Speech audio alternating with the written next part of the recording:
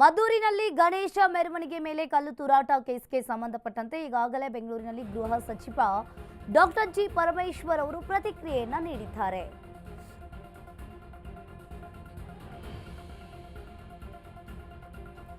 ರಾಜಕೀಯವನ್ನ ಮಾಡಬೇಡಿ ಅಂತ ಮೊದಲಿನಿಂದಲೂ ಹೇಳ್ತಾ ಇದ್ದೇವೆ.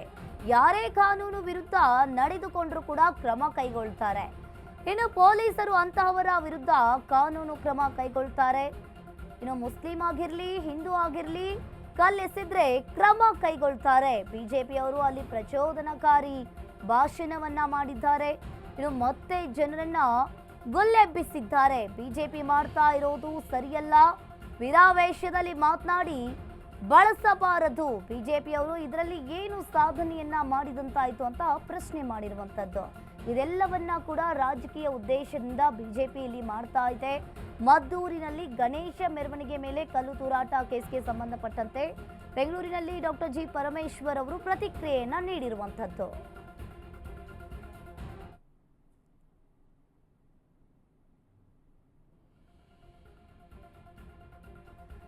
ಇನ್ನು ಯಾರೇ ಕಾನೂನು ವಿರುದ್ಧ ನಡೆದುಕೊಂಡ್ರೂ ಕೂಡ ಅವರ ಮೇಲೆ ಕ್ರಮ ಕೈಗೊಳ್ತೀವಿ. ಪೊಲೀಸರು ಅಂತಹವರ ವಿರುದ್ಧ ಕಾನೂನು ಕ್ರಮ ಕೈಗೊಳ್ತಾರೆ. ಇನ್ನು ಗಣೇಶ ಮೆರವಣಿಗೆ ವೇಳೆ ಕಲ್ಲು ತೂರಾಟ ಪ್ರಕರಣಕ್ಕೆ ಸಂಬಂಧಪಟ್ಟಂತೆ ಡಾಕ್ಟರ್ ಜಿ ಪರಮೇಶ್ವರ್ ಅವರು ಬೆಂಗಳೂರಿನಲ್ಲಿ ಪ್ರತಿಕ್ರಿಯೆಯನ್ನ ನೀಡಿರುವಂತದ್ದು.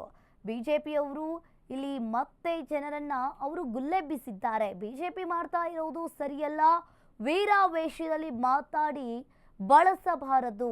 ಬಿಜೆಪಿಯವರು ಇದರಲ್ಲಿ ಏನು ಸಾಧನೆಯನ್ನ ಮಾಡಿದಂತಾಯ್ತು ಅಂತ ಹೇಳಿ ಪ್ರಶ್ನೆ ಮಾಡಿದ್ದಾರೆ. ಇದೆಲ್ಲವನ್ನ ಕೂಡ ರಾಜಕೀಯ ಉದ್ದೇಶದಿಂದ ಬಿಜೆಪಿ ಇಲ್ಲಿ ಮಾಡ್ತಾ ಇದೆ.